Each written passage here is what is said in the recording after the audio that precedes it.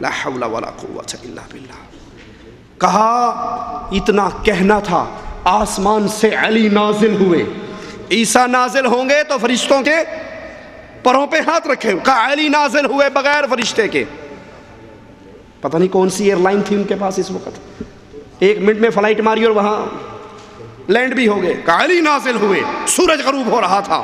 علی کو اللہ کے نبی نے کہا علی تجھے چھوڑ آیا تھا، ان کو چھیڑ بیٹھا تھا، ہن آپ پہ نہیں بڑھ. علی گئے خیبر کے دروازے کے سامنے.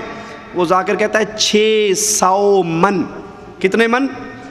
600 من وزنی دروازہ علی نے اپنے ناخن کے کنارے پہ اٹھایا اور فضا میں اچھالا. کہتا اس وقت کا اچھالا وہ آج تک واپس نہیں آیا. علی سمجھ میں نہیں آتا. 39 دن خیبر میں محمد رہتا ہے. سارے شجاعان عرب صحابی تابعی اکٹھے.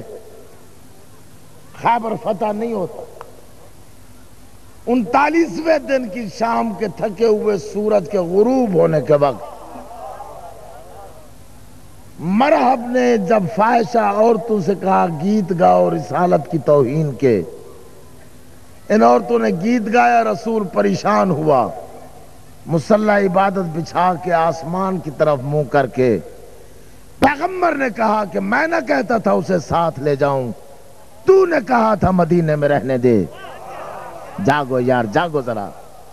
تو نے کہا تھا مدینے رہنے دے، اسے چھوڑ آیا ہوں، انہیں چھیڑ بیٹھا ہوں.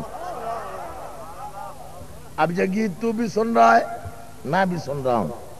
کسی کی سمجھ میں آیا تو بتا دینا، مجھے بتا دینا. استغاثہ کیا. علی آیا. خیبر میں کیوں؟ علی خیبر میں نازل ہوا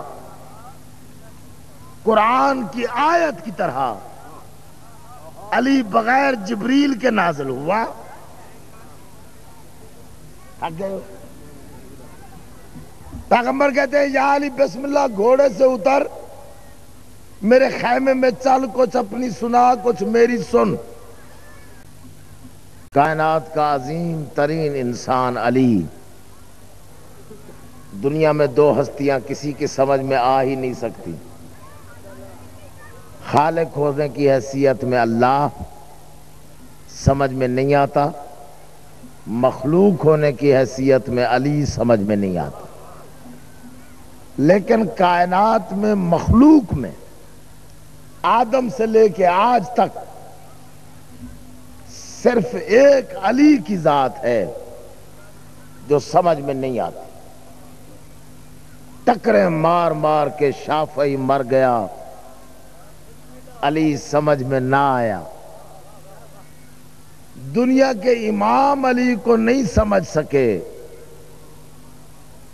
گھٹیا ترین قوم کے فرد جن کے بارے میں علی نے کہا ہے کہ علم رذیل کی رذالت بڑھا دیتا ہے. میرا ایک سوال ہے، کوئی جواب دے دے کہ آدم سے لے کے آج تک مکے کی سرزمین میں ابو طالب کے گھر میں ایک ایسا فرزند پیدا ہوا اللہ کے گھر میں نازل ہوا. ساری زندگی اس انسان کی غذا یہ تھی کہ جو کی سوکھی ہوئی روٹی گھٹنے پہ توڑ کے پانی میں بھگو کے خود بھی کھاتا، نوکر کو بھی کھلاتا. غذا جو کی سوکھی ہوئی، 3 دن کی سوکھی ہوئی جو کی روٹی ہو، اور طاقت یہ ہو کہ انگشت کی پشت پہ اگے ہوئے ناخن کی نوک سے 600 من وزنی دروازہ خیبر کا علی پرندے کے ٹوٹے ہوئے پر کی طرح آسمان پہ اچھالے، آج تک واپس نہ آئے. کون سمجھتا ہے؟ اچھا اگر 600 من کا دروازہ علی اکیلے نے اٹھا لیا تھا، مرحب کو قتل کرنے کے لیے تلوار کہاں سے چلائی تھی؟ وچوں کھڑکی کاٹ لی ہونی، درمیان میں کھڑکی کھول لی تھی اس کی گردن کاٹنے کے لیے. کہا اس وقت اس دروازے کو آسمان پہ اچھالا، تب کا اچھلا ہوا آج تک واپس نہیں. پھر ان کو پکارا جاتا ہے، پھر ان سے مدد مانگی جاتی ہے، یا علی مدد، یا رسول اللہ مدد. یا بہاول الحق مدد، یا 11ویں والے مدد، ادرکنی یا علی، اغثنی یا علی۔ یہ شرک کی قبیح ترین صورت ہے کہ انسان ان کو پکارے جو اپنی مدد اگر علی مدد کرنے کی قوتوں والے ہوتے تو معاویہ سے اتنے عرصے تک جنگیں کرنے کی کیا ضرورت تھی؟ فوراً ہی فتح نہ پا لیتے؟ کیوں ان کے بیٹے حسن نے صلح کی اور منبر پر معاویہ کو بٹھایا؟ کیوں حسین کو زہر دے کر، حسن کو زہر دے کر شہید کیا گیا؟ کیوں حسین کو 72 انسانوں کے ساتھ کربلا کے میدان کے اندر مقابلے کرنے کی نوبت آئی؟ اگر وہ مشکل کشا تھے، اگر وہ حاجت روا تھے، ان کو پکارا جاتا ہے جو مرنے کے بعد اپنی مدد نہیں کر سکتے، غیر کی مدد کہاں سے کریں گے؟ پھر ان سے شفاعت طلب کی جاتی ہے، ان کی قبروں کی پوجا کی جاتی ہے، اور ان قبروں پہ قندیلیں، ان قبروں پہ اگربتیاں۔ میں نے پاکستان میں ایک دربار کی وزٹ کی تو قبر کے اوپر پنکھا لگا ہوا، واللہ العظیم اپنی آنکھوں سے دیکھا، قبر کے اوپر پنکھا چل رہا ہے، گرمی ہے نا۔ تو میں نے کہا بھائی اگر واقعی یہ ولی اللہ ہے، واقعی یہ ولی اللہ ہے، تو اس ولی اللہ کو تمہارے پنکھوں کی ضرورت؟ اس کی قبر تو جنت کا باغ بن چکا ہے، وہاں تو جنت کی ہوائیں آ رہی ہیں۔ اور اگر یہ ولی اللہ نہیں ہے، کوڑے شاہ ہے، تو پھر اس کی قبر جہنم کا گڑھا بن چکی ہے، اس آگ کو تمہارا پنکھا ٹھنڈا نہیں کر سکتا۔ لیکن ویسے عقل کی بات ہے، تم نے بند قبر کے اوپر پنکھا لگایا، موری بھی کھول دیو، قبر میں سوراخ بھی تو کرو نا جہاں سے ہوا اندر جائے۔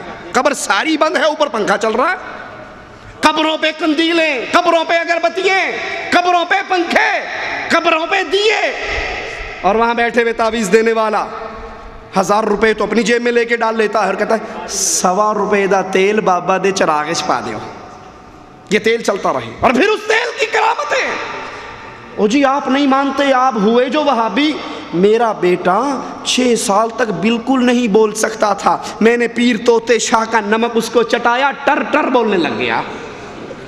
ہماری پڑوسن کا بچہ بہرا تھا، ہم نے بابا کی درگاہ سے تیل لا کے اس کے کان میں ڈالا، وہ اتنا گندا اور میلا تیل ہوتا ہے، سننے والے کے کان میں ڈالو تو ڈورا ہو جائے گا، اور اس نے ڈورے کے کان میں ڈالا تو ٹھیک ہو گیا۔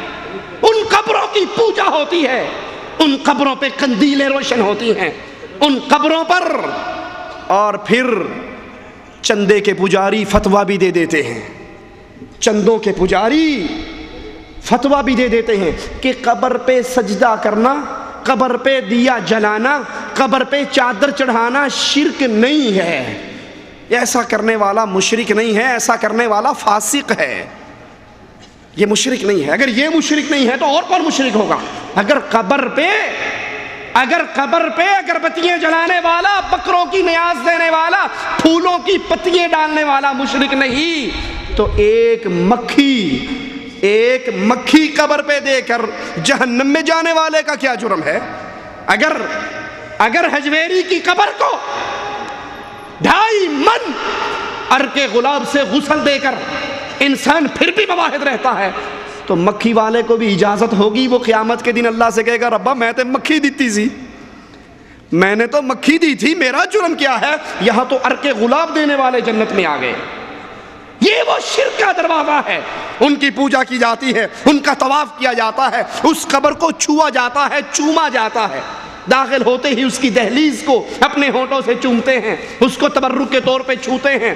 صرف حجر اسود کو تبرک کے طور پہ ہاتھ نہیں لگاتے کہ سنت رسول اللہ صلی اللہ علیہ وسلم ہے، حالانکہ وہاں بھی مواحدوں کے امام عمر ابن خطاب رضی اللہ عنہ وارضاہ کھڑے ہو گئے، کہا جانتا ہوں تو پتھر ہے، نہ نفع دے سکتا ہے نہ نقصان دے سکتا ہے، چومتا کیوں ہوں؟ سرکار کو تجھے چومتے دیکھا تھا، مدینے والے کو چومتے دیکھا تھا، اور اگر میرے آقا نے تجھے نہ چوما ہوتا، خطاب کا بیٹا تجھے کبھی نہ چومتا۔